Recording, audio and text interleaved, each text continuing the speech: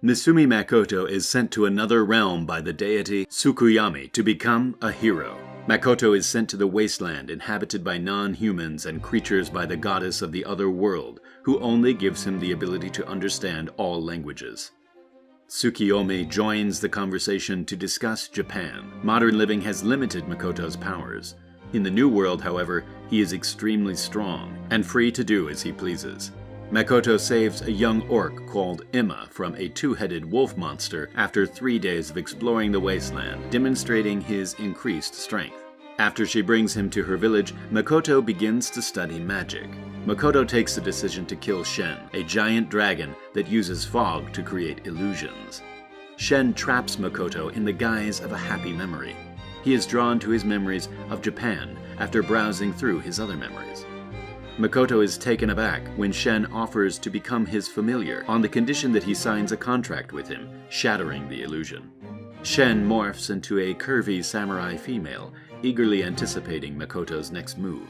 Makoto is teleported to the parallel reality where she lives on a daily basis. Despite the fact that it now resembles the Japanese countryside, Makoto informs the orc that he defeated Shen, who invites them to live in her dimension, which is now perfect for farming. Shen continues to reminisce about Makoto on the television. She does, however, insist that they find out how to construct a television for her to preserve their memories on.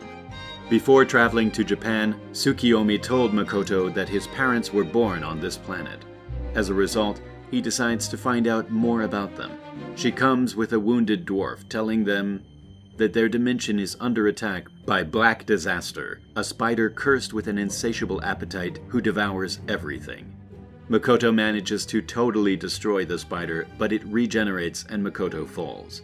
Shen attempts to intervene, but the spider states that the severe cruelty has fulfilled its masochistic craving, and she wants to stay with Makoto permanently. Shen advises that the spider make a bargain with Makoto so that she can turn into a human while she is unconscious, and Makoto accepts Shen to perform the ceremony. Makoto awakens to find a new, similarly busted female servant who gives him the creeps.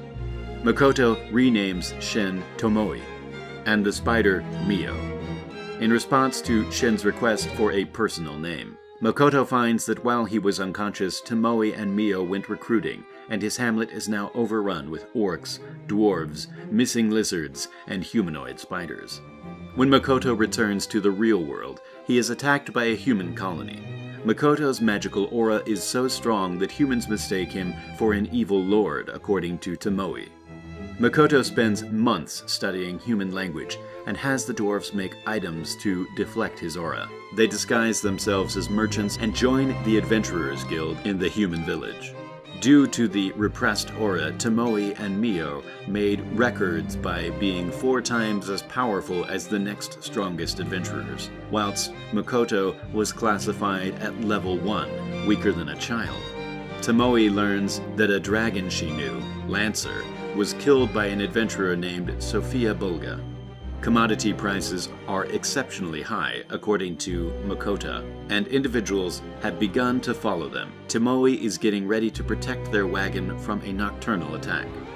While out shopping, a young girl approaches Makoto and Mio. Rinon claims that her sister Tao has gone missing, and Makoto deduces from the thief's memories that their group is holding her hostage.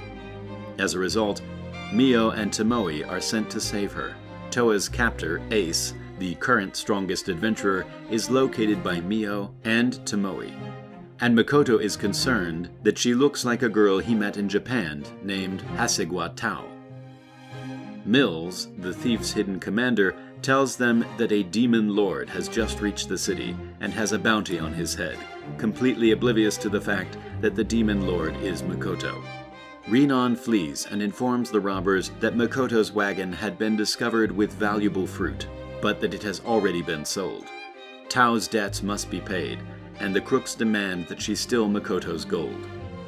Rinon believes that she won't be able to take Makoto after his compassion. Mio and Tomoe compete to see who can defeat Mills and thereby overcome the most opponents. His thugs were wreaking havoc on a section of the city to make the world believe Zetsua was killed by the monster horde. Tomoe tampers with everyone's memories. Rinon encounters Tao, who, with the exception of her hair color, is remarkably identical to Hasegawa. Makoto congratulates Mio and Tomoe on successfully rescuing Tao, but sends them back to the wasteland to atone for the massacre of the whole human village. After Setsua's guild was destroyed, Makoto had to re-register in Sieg, the next closest town. While Makoto and the other adventurers travel to Sieg, Tomoe is tricked into practicing alone in the wilderness. Tao collects vital components from a variety of species, including rare, ruby-eyed ants that Mio and Makoto annihilate. 3 adventurers, Luisia, an elf archer, Hazel, a human alchemist, and Renina, a dwarf priest knight, are thrilled to be re-registered in Siege. Makoto makes a decision to sell the ruby eyes to a Rembrandt trading firm. On the other hand, Tao tells him that the Rembrandt trading firm has a bad record. When Emma returns to his community, he reports on their success. The orcs are making a citadel, the dwarves are erecting structures, the mist lizards are clearing farmland, and the humanoid spiders are settling in the highlands. Since Tomoe has been absent for a long time, Makoto is anxious. Makoto is given merchant's clothing by the dwarves to help him cover his aura even more. However, his magic is too powerful, and the garment is ruined. Makoto understands that demi-plane magical elements are more powerful than those created on Earth. Makoto pays for a visit to Rembrandt and finds the management difficult to work with. The manager, Patrick Rembrandt, is dismissive until he notices the ruby eyes and apologizes. He informs us that the eyeballs produce ambrosia, which he claims is a remedy for his witch-cursed wife and daughters. Makoto goes to register as a merchant and breezes through the written exam, which is little more than basic middle school math.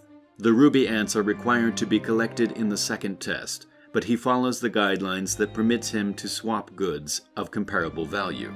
Makoto returns to the demi-plane, where he plans to build a hidden portal to fool traveling merchants into believing the demi-plane is a hidden city where they may trade for demi-plane products and then return home, thus establishing a market for demi-plane goods.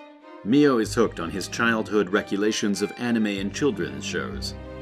When Makoto refuses to sleep with one of them and instead chooses to sleep alone, Tomoe and Mio get bewildered and decide to plan a seduction tactic. Hazel says yes. Makoto enlists Hazel's help in creating the ambrosia. When one adventurer observes Makoto, he gathers as many adventurers as possible to prevent Patrick from doing whatever he is doing with Makoto. Patrick plans to assassinate the witch doctor who cursed his family. Hazel is used to make ambrosia. Makoto has complete control over Patrick's wife, Lisa, who has transformed into a monster, and Patrick is able to efficiently administer the ambrosia. Patrick's daughters are also treated with this product. Makoto returns to Tomoe and Mio, but they are attacked by the adventurer Lime Lat and his army of aliens. Lime maintains that all he wanted was a sleeping spell cast on Lisa and her daughters as punishment for Patrick's refusal to hire adventurers who irritated him. Many of them perished, later on tasks that were too risky for them, and he had no clue why the witch doctor cursed them into monsters after they defeated all 200 opponents. Lime apologizes to Patrick, who decides to let him live, and his adventurers come to a close. After seeing in Lime's memories that he sends his salary to an orphanage where he grew up, Tomoe presents him with a katana fashioned by the dwarves and hires him to spy for her. Meanwhile, Patrick mulls over how to respond to Makoto's intention to open a competitive commercial farm, despite his gratitude to Makoto. Makoto's tribe warriors become sad, and Makoto realizes that it is his fault since he completely overwhelms them during training, leading them to lose confidence. He also understands that various species do not train at the same time. As a result, he holds weekly tournaments to motivate them to better themselves and each other. Makoto, Mio, and Tomoe are charged with training a successor for Lime Lat. Makoto has chosen Tao, despite Tomoe's anxiety that Tao looks like a Japanese girl. She fears Makoto regrets his previous life. Tao and her crew go through a tough training routine before being sent to face a nest of 100 ape monsters, showing that they are the most proficient adventuring team. Makoto decides to purchase ambrosia blooms, which are the flowers that ruby ants devour and which give their eyes their value. He also decides to rent a location from Patrick for his store, who realizes Makoto prefers to rent rather than purchase, since purchasing would attract the attention of the Seagate Kingdom, which he does not desire. Patrick pledges to help Makoto locate a job in a neutral city with no ties to any kingdom. The community organizes a celebration to commemorate Makoto's trade firm opening. They've found ambrosia blooms in the wild, but they've decided not to take any because they're guided by elves. Mio and Tomoe witnessed Makoto regularly dying during archery practice. Tomoe deduces that Makoto inadvertently blends with the environment and dies for a split second, giving Tomoe and Mio the idea that he committed suicide. As a result, his mana has reached godlike proportions. If this continues, the goddess who exiled him to the wasteland will see him as a rival and seek to assassinate him. When Makoto returns to the human realm and is approached by a prostitute, Mio and Tomoe are furious and seize him. Makoto is afraid to escape via a portal. The dwarves produce more powerful but small-scale oppressive equipment. After Mio apologizes for her and Tomoe's actions, Makoto invites her to help him negotiate with the elves. Other adventurers, including the prostitute, appeared to steal the flower, which prompted the elves to attack. Makoto is introduced to Nil Jastori and other elderly people. The forest barrier is dissolving, and Adono, Nil Jastori's kid, is furious. Makoto meets Mondo, the Ares master, a fearsome fighter. Mio believes Mondo is possessed and overhears Adano and an unknown person discussing demons via telepathy. Adano is murdered for mixing with demons. Spirit flees Mando's body and swallows his existence. Makoto identifies the creature and catches it as a lich. The lich claims that he accidentally became a lich while striving to become a grant, a person who, like a god, may freely travel between worlds. Tomoe admits that he was mistaken. Grants aren't human travelers, rather they're regular individuals who happen to travel and therefore earn the label of grant.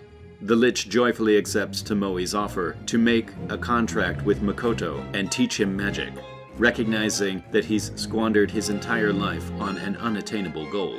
The lich is transformed from a skeleton to a lovely young man after forming a deal. A strange blast in the village knocks Tomoe unconscious. Makoto and Lich have the capacity to restore health to individuals who have been injured. Makoto notices that the explosion has blown open the doorway to the outside world. Makoto's memory fragment of the prostitute indicates that she and her companions attempted to steal magical things. When guards arrive, one of Makoto's magic rings exploded, killing Tomoe's kid and an orc. In retribution, Makoto hunts the prostitute and kills her viciously. Since memory seeing is one of Tomoe's skills, Makoto learns through Lich, now known as Shiki, that he was able to glimpse the prostitute's memories after the funerals. Makoto has obstacles built to keep any adventurer who comes to the False Plate to trade far away from the town. Makoto pays a visit to Patrick, who has established Makoto's shop in the neutral town of Rothgard Academy. Makoto wants to go to the school in order to learn more about the universe, the goddess, and humanity. He only takes Shiki with him because he expects to be gone for a long time, and he gives Mio and Tomoe some new memories as a gift. As they begin to transfer, the goddess notices Makoto and interrupts his teleportation, sending him to a distant battlefield where demon troops remove 2 of his fingers. They claim to have joined the demon army in order to eradicate humanity from the planet. Makoto destroys Sophia's legendary sword by eliminating all of Mitsurugi's mana-suppressing armor and overpowering him with his magic. Makoto vanishes, leaving Mitsurugi and Sophia alive and threatening revenge. Patrick discovers that the demon army was defeated by a powerful wizard. He had no clue it was Makoto, though. Shiki believes the goddess used Makoto to wipe off the army and is watching them. Mio gets angry when Kamoi refers to Makoto as Daddy, and Makoto's mana from the discarded ring is used to create another fragment named Kamoi. Makoto ultimately opens a shop, which is a huge success, and finds that after he teleported away, the demon and human armies did a lot of damage to each other. In addition, 2 additional goddess-summoned heroes will fight in that conflict. Makoto determines that his future looks bright. when the neighborhood hosts a feast to honor his business. However, another disagreement between Mio and Tomoe interrupts the feast, leading Makoto to reevaluate his decision. He now feels that his immediate future will be incredibly troublesome, and that ends the story. Thank you for watching. Please like and subscribe. See you.